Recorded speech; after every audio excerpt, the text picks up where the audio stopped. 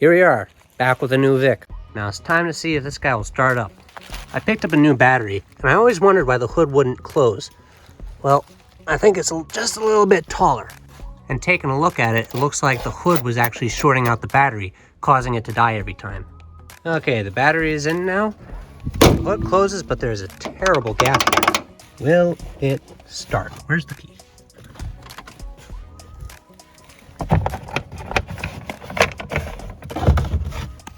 Okay, after having a heart attack, I found the key. So let's go and see if it runs. That fuel pump was weird. Okay, all I did was I just took the leads off, put them back on, so hopefully... Wake up, you... Good morning! I think that the hard starting has something to do with the bad fuel that's probably been sitting in it since 10 years ago. But I choked some brand new fuel down its throat, and hopefully it'll go down the road nice and smooth tonight. So here's the question. Will this Oreo Vic make it down the road after 10 years of sitting? I'll probably go and pick up some fuel injector cleaner as well and just let it idle for a bit.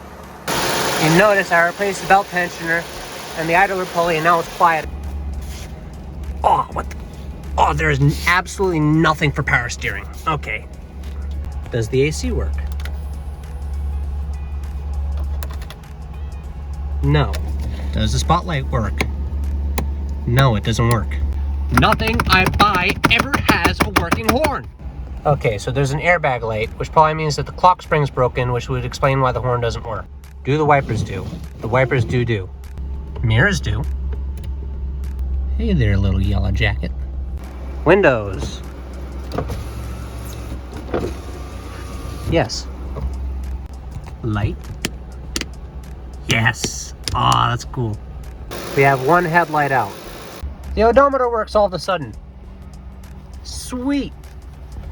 107,000. Oh. F***ing A. Okay, let's go over what I figured out by now. No AC, no heat, no power steering. Got a punched out eye. It actually has 107,000 miles and 8,000 idle hours. The spotlight stopped working, but I think I know what's wrong with that. That probably has something to do with me taking this off of the main power lead. The airbag light is on, probably because the clock spring is broken, which would explain why the horn doesn't work.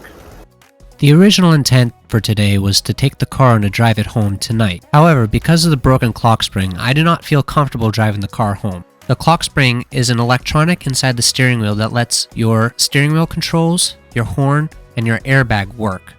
There's a young man who grew up around my area who got T-boned in his Ford Crown Victoria with a broken clock spring. He got hit by a Beamer doing 100 miles an hour. Because the clock spring was broken, the airbag didn't go off and he became paralyzed from the waist down.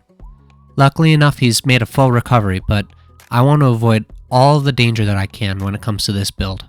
I appreciate you guys waiting until the end of the video. As it sits, I'm sitting at 197 subscribers. Let's hit 200 subscribers by the end of the year. Thank you and goodbye.